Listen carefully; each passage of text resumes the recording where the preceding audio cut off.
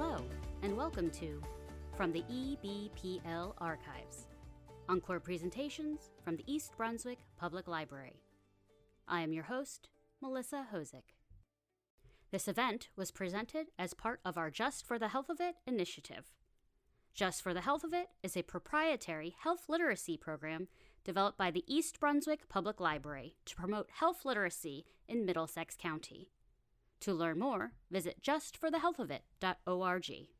Now, enjoy the program.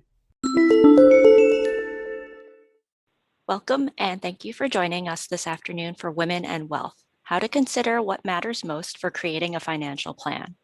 My name is Kathy Churn and I am a consumer health librarian at East Brunswick Public Library. Today's program is brought to you by the library's Just for the Health of It initiative to promote community health and wellness. Our speaker today is Bradley Basker, financial advisor at Morgan Stanley in Boston. Bradley works with clients to help build a sustainable financial plan to achieve their financial and life goals and manage their assets for them. He is licensed in New Jersey, New York, Massachusetts, Connecticut, Florida, and Texas. Bradley has already delivered free webinars focused on financial wellness and literacy to companies, synagogues, schools, alumni networks, and public libraries, and enjoys giving back to his communities in this way. Please be aware that this talk is being recorded. Please keep your microphones muted and your webcams off. The recording will be available at ebpl.org/YouTube. If you have any questions, please type them into the chat box. Our speaker will answer questions at the end of the talk. And without further ado, I'll turn things over to Bradley. Thank you, Kathy, and thank you to everyone for being here. It's great to be back for yet another seminar. And I think this month it's an interesting one because we're going to talk about women and wealth and what to consider when creating a financial plan.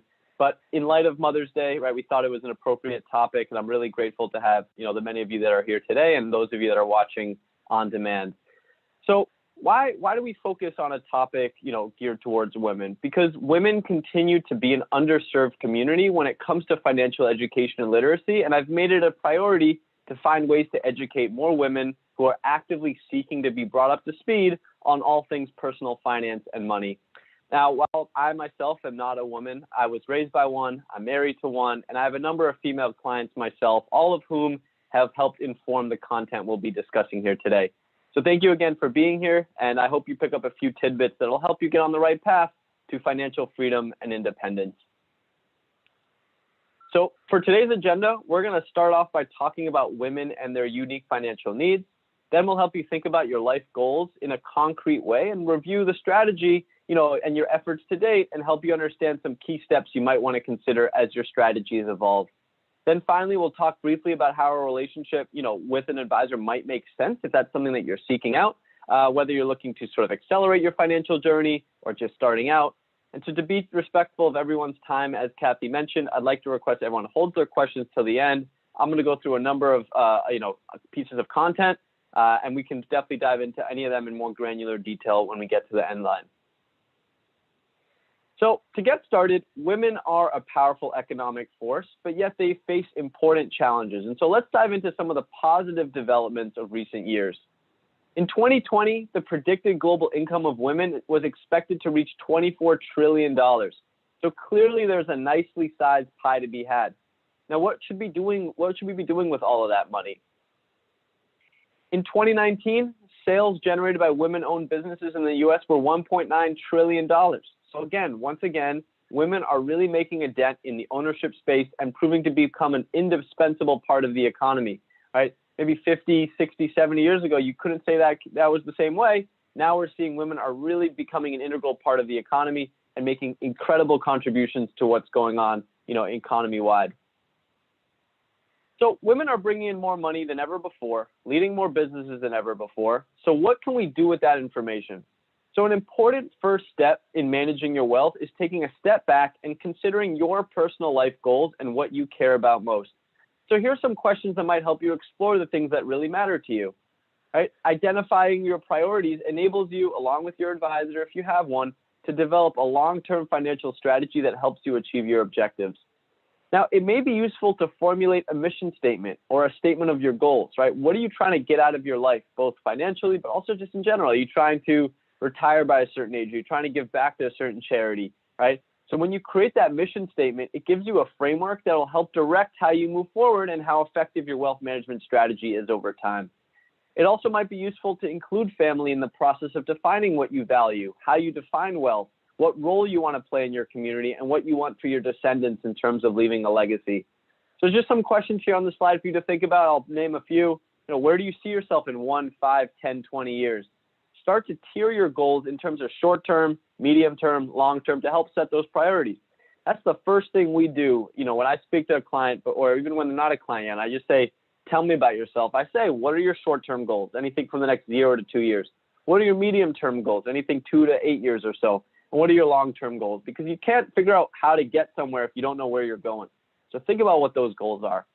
Another question, right? What does it mean to you to have wealth? Like, think about what that future might hold. If you had a really comfortable financial life, what would that mean to you to have that kind of wealth? And then finally, another question you could ask is, what do you envision retirement to look like for you?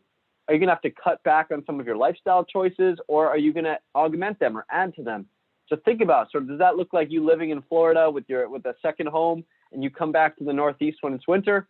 Or does your retirement look like something like being in the same neighborhood as your grandkids and your children, et cetera? So think about those questions. Whatever it is that you want to get out of your life, it's important to identify that and then put a strategy in place to help achieve those goals. Now, another critical step in defining value and developing your personal action plan is to get yourself organized. Goals are great to have, but if you can't establish a sound current state of affairs, it's going to be pretty difficult to getting on the right path to achieving those goals. A well-ordered financial house allows you to access documents when you need them, to manage your wealth effectively, and to prepare for changes in your circumstances that limit or expand your role in financial decision-making. And when you can gather that vital financial information about your family and taking inventory of your critical documents, it's going to help you get a clearer picture of what you own, what you owe, and how well you're protected against certain risks. So on this slide, you can see some of the documents you may want to include in your family records organizer. So personal information, tax returns, insurance policies, beneficiaries, a will. It all matters, and it shouldn't be a mad scramble to find it when you need it most. So if you're someone that just says, I figure it's somewhere in like the office in our house, we'll figure it out when we get there, I would tell you, take some time, do a little bit of a spring cleaning, get a sort of a filing cabinet or something, or some digital folder on your Gmail. That just, everything's in one place. And when you need it most, like I said, you're not scrambling to find it. Now, money is a complex and emotionally charged topic. I've done a lot of seminars. I don't know if we did one for this library on the psychology of money, but it's a complex and emotionally charged topic. And seeking professional advice might help you avoid common pitfalls and devise more effective strategies for managing your wealth. Despite their growing economic power, as I said in the earlier slides, nearly 60% of women defer big financial decisions to their significant others, and over 95% of women do not seek the advice of a financial advisor when going through a divorce, which seems crazy, right? Your life's sort of going up into turmoil. There's a lot of things. You got to have your attorney, your accountant, your financial advisor, but many women do not even pursue that kind of advice. They kind of go at it alone, and that can be very overwhelming. So you want to work with the professionals and these trusted advisors that can be, a willing sounding board for you and willing to collaborate with you to create a wealth plan that addresses your specific goals. Not sort of someone that's going to put you in some sort of algorithm and say, based on everyone that looks and sounds like you, this is what it is. You want someone that's going to be able to customize exactly what you want to get out of your life and put a plan in place to achieve that. Now, the key is to find someone you trust who communicates clearly and is both open and responsive to your concerns. Right? So again, think about anything. Same thing with finding a doctor or a physical trainer or anything like that. You want to find someone you like and trust who knows what they're doing, is going to hear you out and not just sort of pontificate about what things should be versus what's specific to your situation. Now, when we talk about wealth planning, we're often looking 10, 20, 30 years into the future towards the cost of education for our children or even grandchildren. We're looking at retirement, long-term health care, and so on. But wealth planning is also very much about your lifestyle today and its impact and influence on your future. So with this in mind, I'm going to stop here, and I'm not going to sort of ask anyone to volunteer, but I'm going to ask you to take out a pen and paper and do a quick exercise. On a piece of paper, what I'd like everyone to do is list all of the people that you care about and provide support to in your life, both emotional and monetary. This could include family, extended family, causes you care about, employees if you're a business owner. So I want to give you guys all 60 seconds. I want you to write down everyone in your life that you care about and is important to you and that you provide emotional and monetary support to. I'm just going to shut up for a minute and give you 60 seconds to write that down.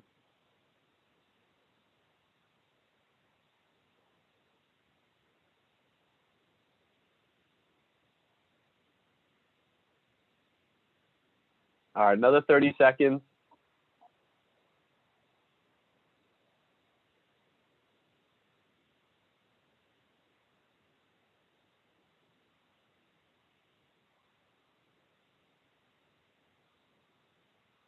All right, so hopefully everyone has their list. And, I'm thinking, how many of you listed a spouse or children or parents? The better question is, how many of you put yourself on that list? Because if you left yourself off, you're not alone. Many women spend so much time caring for others that they forget to make themselves a priority. We believe here at Morgan Stanley that it's critical for women and men as well to think about their own goals and then put a strategy in place to achieve those goals, right? We all want to be selfless and give to others, but at the end of the day, the same way that when you're on a plane, they tell you, put your mask on first before helping others. It's the same thing, right? If you are always caring about other people and neglect yourself, you're going to sort of look back and say, listen, I helped a lot of people, which is a great thing, but did I really take care of myself and live the most fulfilling life that I could? And so when you start to sort of think about what your goals are and what matters to you, you'll be in a much better position to help those that matter to you. You'll be in a better state of mind. You'll be less stressed, you'll be more comfortable, and that'll enable you to live the life that you want to live. So let's think about you for now. Consider what your unique goals are. Let's talk about some of those goals you might have for your family and for yourself. Do you know how much you need to achieve those goals? For example, let me go back. For example, do you know what it'll cost to educate your children or your grandchildren when the time comes, right? That's a big expense. The fact is that while long-term average inflation rate is about 3% or so, college costs are rising at an average of 5 to 8% per year. In 2015, the average cost of 1 year at a private 4-year nonprofit college was $33,650. By 2033, that same year of tuition is expected to be $80,000. We're talking about almost 2.5 times. Another thing is that lifespans are increasing. So the question is, do you have a plan to take care of your parents or in-laws as they age? You might need one. Why is that? Since 40% of caregivers work full-time. Providing home healthcare services for loved ones is becoming more and more common, and it can be very expensive for families to absorb. Costing over $52,000 a year on average. Compare this to the national average cost for a private room in a nursing home facility, right? We're talking about, an assisted living facility is no bargain at $47,000 at $64 a year. So it's easy to see the importance of health insurance and having adequate savings to be able to provide proper care for yourself and those you love. Being able to care for an ill, disabled, or elderly family member can be very rewarding work, but it can also have financial and emotional implications on your life. So you want to be prepared for that so you're not sort of blindsided when that day comes. Now, if you're weighing this decision about whether or not to take a more active role, consider these questions. Number one, if you have to take care of a loved one, would you be able to continue working? If not, how would you replace your income, and how would the time you spend away from your job affect your chances for promotion? What role will your siblings play if you have one, right? Let's say you're taking care of parents. Are you going to split it up? Is one person going to be responsible for the finances? One person is going to be responsible for taking care of them, right? Having that conversation. I've found, right, talking to other people, I've been in a similar situation, and even, with my mom, who's got an aging mother, and she's got 3 sisters, right? They all kind of split it up, and they work together to help make, when they say many hands make light work. Another question, right? Have you thought about purchasing long-term care insurance for your parents? This is an option that you also might want to consider to ensure that you don't have to deplete your savings if indeed they need long-term care. But overall, the best approach is to plan ahead and involve all appropriate family members in a discussion about caregiving. Now, if you own your own business with other family members, perhaps some of you might be business owners, or if you'd like to pass it along to other members of your family in an orderly way, you need to plan for that as well ahead of time so that you can transition, in a smooth way. Another question, right? Will your investments that you have in the market of some kind provide a dependable stream of income in the future, right? This is one of the most important reasons why you have to have a long-term plan, because you can do what you want to do to help ensure that your savings are where you need them to be when that time comes for retirement, or when you want to buy that sort of retirement home, or when you need to pay for the care of the loved one. So you want to make sure that sort of that long-term savings goals are met based on sort of what you think you're going to need in the future, building in a cushion in case perhaps some things go a little bit differently than you expected, and making sure that you have some left over. Now, the examples we've discussed so far are only a few of the many goals you might have as a mother, daughter, sister, wife, employer, or member of the community. Your own comprehensive list of personal goals might look something like this. So when I work with clients, I often start with this kind of conversation as I meant, right? I try to understand their needs and goals, which is paramount to establishing a wealth strategy. Because once you know what you'd like to do and where you'd like to go, we can start to build that roadmap of how to get there. So this is a really important thing that we really make sure every client understands. We don't just say we're saving indefinitely. We're saving with the intent of having a goal ready to be achieved, whether that's being able to retire for 40 years comfortably, or like I said, leaving a legacy for your kids, or being able to give a charitable contribution to an organization, right? Think about all those different goals, have those in place. Let's think about where you are today and what can we do to achieve those goals in the most probable way. Now, the things that you envision for yourself, whether in your personal life or your financial life, are all important and unique ingredients to that established wealth strategy. Now, your wealth strategy really starts to take shape when you begin to think about the rest of the people on your list in terms of potential goals. We sort of talked about what are the things that matter to you, but now you got to start to expand that a little bit more. So for example, a desire to care for your children might translate to saving for college tuition, or adding your parents to the mix might involve planning for long-term care, or caring for your employees might mean establishing a corporate retirement plan like a 401k or a 403b and so on and so forth. So after establishing where you want to be and when, your short-term and long-term goals, then you're going to start to think about, how can I help achieve the things that I want to achieve for the other people in my life?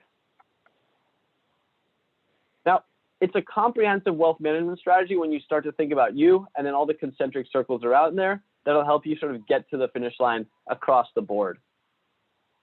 Now, how can you get specific about these goals, right? It's all great to have these goals, but how do you actually put together a tactical plan to achieve those goals? So let's start with the goals you have for you and for your children and grandchildren, right? You probably want to establish 529 plans to save for education expenses. For those of you that aren't familiar with 529 plans, they're essentially a tax-advantaged savings plan designed to encourage saving for college costs. You and your family members can put away money now, and when your child or grandchild or nephew or niece or whoever else reaches college age, he or she can withdraw the money tax-free and use it to fund a variety of higher education expenses. I also like to talk to my clients about taking out appropriate insurance coverage. That may include life insurance, health insurance, business interruption, or key person life insurance. These types of coverage also help ensure that your family is well taken care of if something were to happen. Perhaps you were to pass away or something just unforeseen happened. I like to also help my clients understand how much insurance they need, given their portfolio and plans for retirement, to cover expenses under different various scenarios that might happen, right? So we always talk about having health insurance and car insurance and renter's insurance and all that, right? But life insurance is a big part of that, making sure that if you were to pass away and perhaps you're the breadwinner, right, your family's not going to be lost at sea. Okay, so what about caring for your parents, right? You should research long-term care insurance that might help fund future health care costs for you, your spouse, your elderly parents. Now, this type of insurance can help cover the costs associated with nursing home care and assisted living facilities as well, and can even come with something called home health care that Medicare does not cost. So home health care is kind of like, my late grandfather-in-law, he needed home health care because he wasn't able to, go to the bathroom, feed himself. So he sort of had 24/7 in-house care. Long-term care insurance covers that. So there are many different strategies to consider when it comes to income needs over time, right? Annuities might be worth considering, or we often recommend that people segment their portfolio so that their investment strategy is appropriate for their time horizon. So someone who's 65 is probably going to invest with a different level of aggression and risk that someone who's 25 might, right? If you're 65, you don't necessarily have the time to deal with a 10-year market correction, or someone who's 25 sort of has a long time and can have that long-term horizon. So let's take a look at one of the areas in your life that will be a critical component of your individual wealth plan, your retirement. Whether you're starting your first job, taking a new role at your company, trying a new career path, or transitioning to retirement, not sure kind of the demographic of who's here today and who's going to be watching this. So we really want to cover the whole spectrum. It's important to take steps to be on track towards your goals for retirement. Now, women represent nearly half of the U.S. professional workforce, which is great. That's a number I love to see. And more than half of personal wealth in the US is controlled by women. Also a great statistic. And yet, only 12% of women feel confident that they'll be able to retire with a comfortable lifestyle.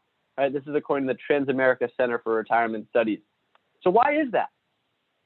Considering that the average life expectancy for women today is just over 80 years, you need to plan for your own longevity.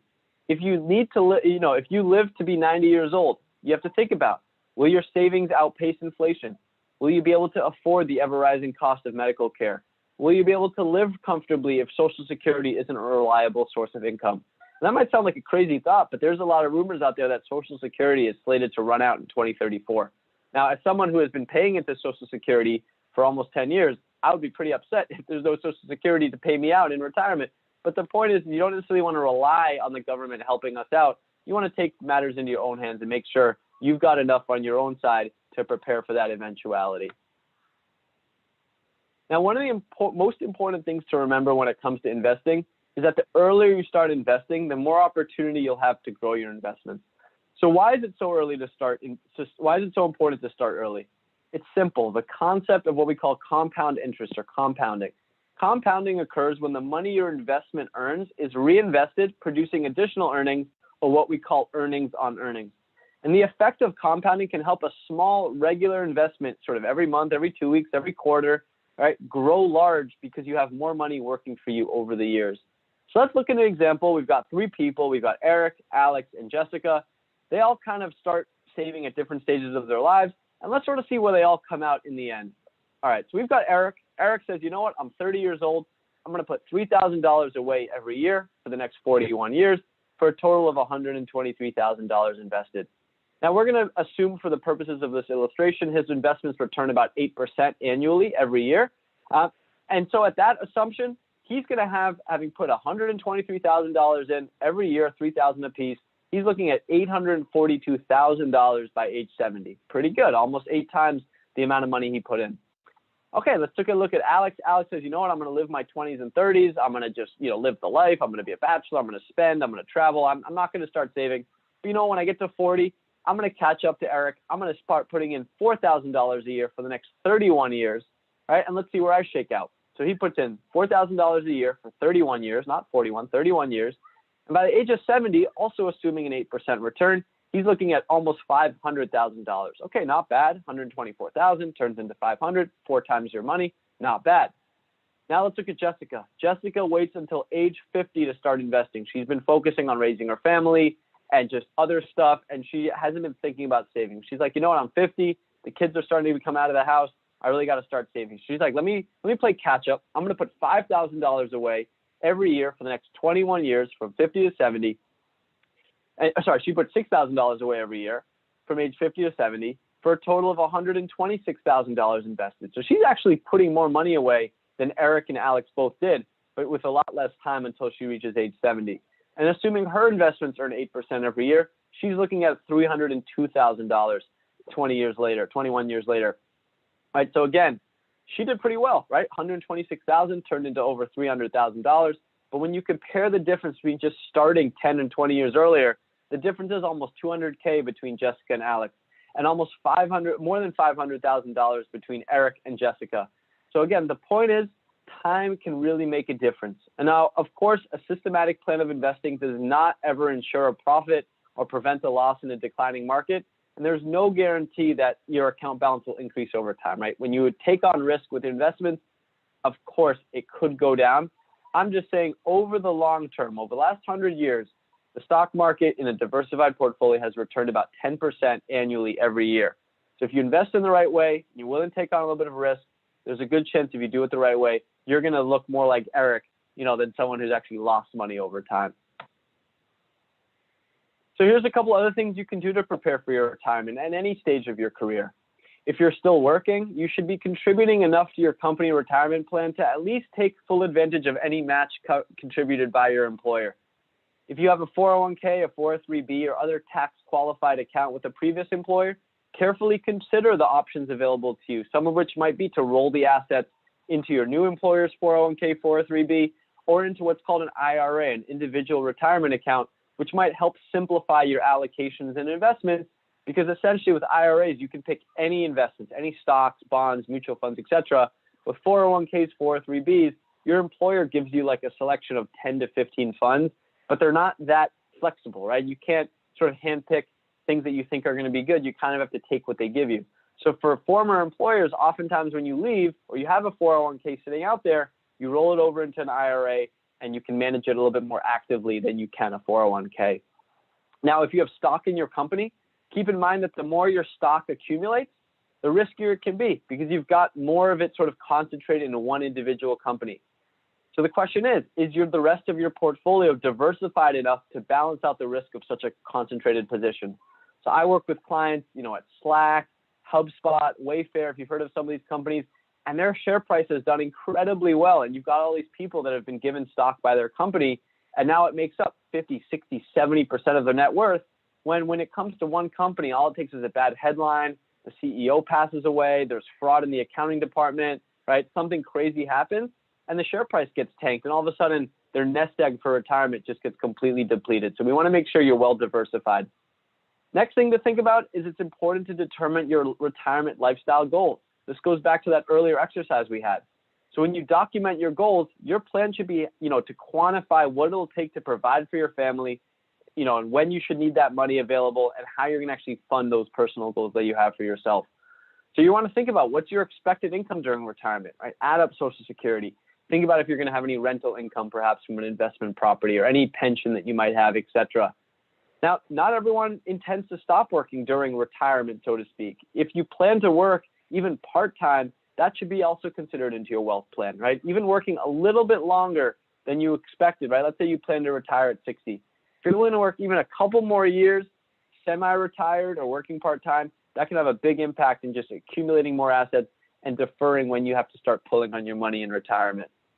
And finally, if you're someone who owns a business, right, putting a business plan in place to sort of think through the succession plan is going to help the continuity and ongoing vitality of your business.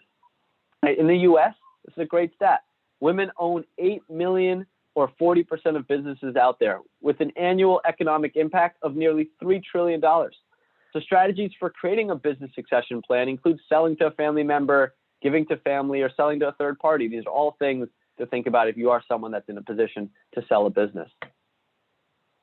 Now, life is full of unexpected surprises and challenges, and some of these life events are difficult and sometimes even impossible to prepare for. So I'd like to take a few moments to look at 3 life events that are hard to think about and often hard to plan for. But because of this, the financial strategies and decisions you make in general need to be flexible enough to accommodate whatever life changes come about. The first one, unfortunately, involves the breakup of a marriage. Dividing assets fairly is typically more complicated than it was to combine them the first time when you got married. And it's easy to get caught up in the numbers and the emotions as you begin to work through some of these key questions. So I would say during this challenging time, review your will, insurance policies, retirement, brokerage, bank accounts to be clear on where you stand financially. Having a handle on your finances ahead of time can help make the equitable division of assets a much more seamless and painless process. It's also important to have good advice from a team of advisors that you trust to help you understand the value of what you have, the liquidity of your assets, and any new risks you might be facing. Now, it's also important to have a good support system in place to help you manage through the emotions and the financial challenges that come with the loss of a spouse. It may surprise you to know that the average age a woman becomes widowed is 59 years old, much younger than even I expected, according to the U.S. Census. A statistic that underscores the importance of creating a wealth plan that is flexible enough to accommodate life's ups and downs. Now, achieving balance after the death of a spouse, whether sudden or anticipated, takes time. There's no doubt about that. I've been very fortunate.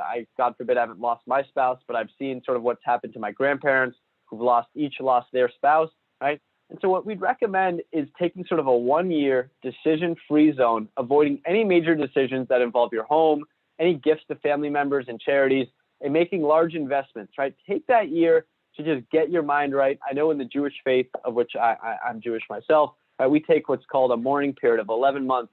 And really, it's a great way to just sort of focus in on, the life that you lost, and making sure that you're in the right place to sort of forge ahead. And so again, I'm not saying don't live your life, But sort of in terms of big decisions, try to defer those until you've got that clear mind and you've kind of come to grips with what has happened. Now focus on, paying your bills, running your household, sort of keeping everything running as is, but try to avoid some of those big pictures that we're talking about. And when you're ready to start addressing some of those financial matters, if there's anything big that you've been thinking about, that's when I'd encourage you to assemble a team of trusted advisors who can help you sort of take those steps forward. So I'm talking about having an accountant, having an estate planning attorney, having a financial advisor who can kind of all guide you through those big life decisions that come when you do lose a spouse. Now, a wealth support team can also help make sure you have documents that are up to date for your protection and for the sake of those you love if something were to happen to you. Proper estate planning, right? Planning for like the eventuality that when you pass away or when your spouse passes away, you're prepared and your family can inherit those assets. Proper estate planning serves a number of important goals. Number one, it can make sure your assets will be used as you had intended, not sort of some child perhaps goes rogue with the money and uses it for something that you never would have wanted them to use. It can help avoid unnecessary estate taxes. It could also help minimize family turmoil at a time when emotions are running high. Right? I don't know how many of you have been in this situation or have heard about friends, but when someone passes away, there's friction with the siblings, there's friction within the family because who gets what, who's inheriting what, and when you don't have that sort of lined up and everyone's on the same page, things can get very emotional very quickly. Now, we at Morgan Stanley believe it's vital for you to be an integral participant in the wealth planning process, not just defer that to someone else. It's important to have certain legal documents in place, including a will, a durable power of attorney, a healthcare proxy, and possibly a living trust. So work with your financial advisor and your wealth support team, that CPA, estate planning attorney, etc., to review your current estate plan and update it accordingly to give you that peace of mind for yourself and for your family. Now, we've just spent the past 30 minutes or so reviewing a number of key financial challenges that many, if not all of you, might be facing. And it may seem overwhelming, but you don't need to feel like you have to do this alone. The role of financial advisors in general is just to kind of show you how to put all these ingredients and these components together.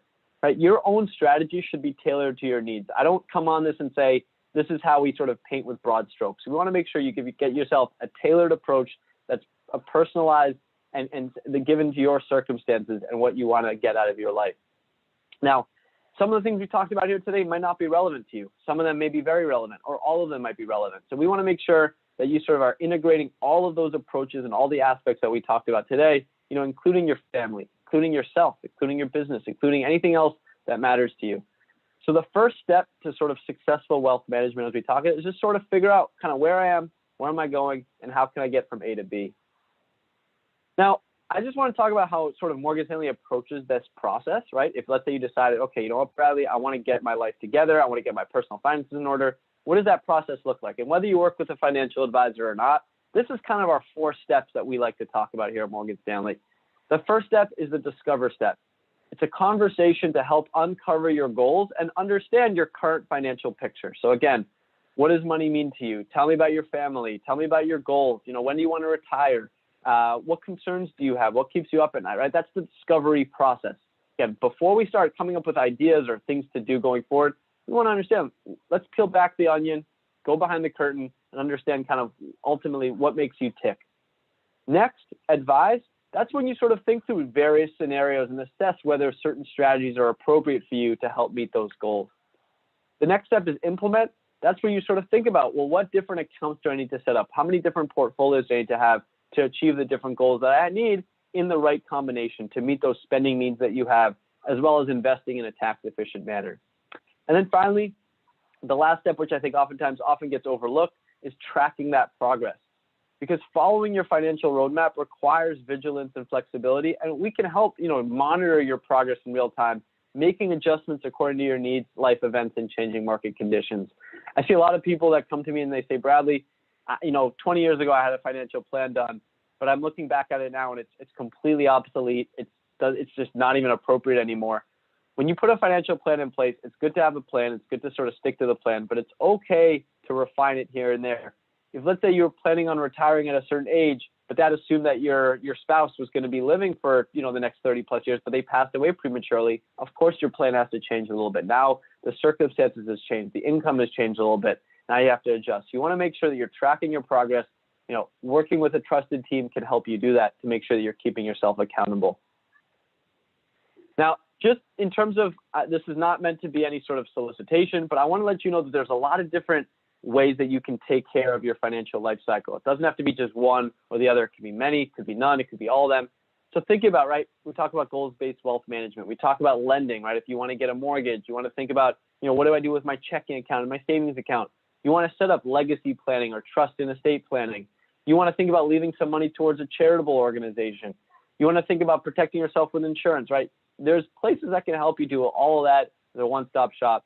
Like I said, I'd be more than happy to have that conversation and see how we can be helpful to you. But this is really meant to give you a sense that you don't have to feel like you have to go to a million different places. Find somewhere that can take care of you, be a one-stop shop, and help take care of some of those goals and assuaging some of those concerns that you might have.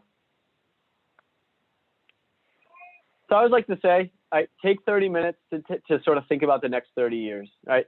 It doesn't have to be me necessarily. I'd like to think that I'm happy to take the time with any of you who'd like to have a conversation at no cost and no obligation, especially for people in the East Brunswick community. I love, chatting with many of you who have reached out to me after these seminars. But take 30 minutes to just take control of your financial future, right? Whether it's personal or professional or financial, right? These all are interwoven. And when we think about what causes the most stress in people's lives, the PwC Employee Wellness Survey came out and showed that money matters are by far the biggest stressor. So you want to make sure you take control of that and don't just push it off for that day when you realize, wow, I really kind of missed the boat on that. So you have my contact information right here. Kathy will send it out after the conversation as well. Feel free to just Google my name, Morgan Stanley. You'll see my website. You can put some time on the calendar with me, and I'd be more than happy to spend 30 minutes just kind of diving into whatever you want to talk about, like I said, with no pressure to do anything from there. So I'm going to turn the floor back over to Kathy. We'll do a little bit of Q&A on anything we talked about here today, or anything else related to personal finance that you've been thinking about. Okay, so I think that's it for questions. So thank you, Bradley, for taking the time to present on this topic and for answering our questions. And the second webinar in this two-part series is Career Comebacks, Making the Most of Your Re-Entry to the Workforce, taking place next Friday, May 21st at 12 p.m. For more information or to register, check the library's event page at ebpl.org/calendar. So thank you, everyone, for joining us for today's talk, and take care and stay safe. Right, thank you. Thank you for joining us for this week's Encore presentation. To join us for live programs or to learn more about the East Brunswick Public Library, visit our website at ebpl.org.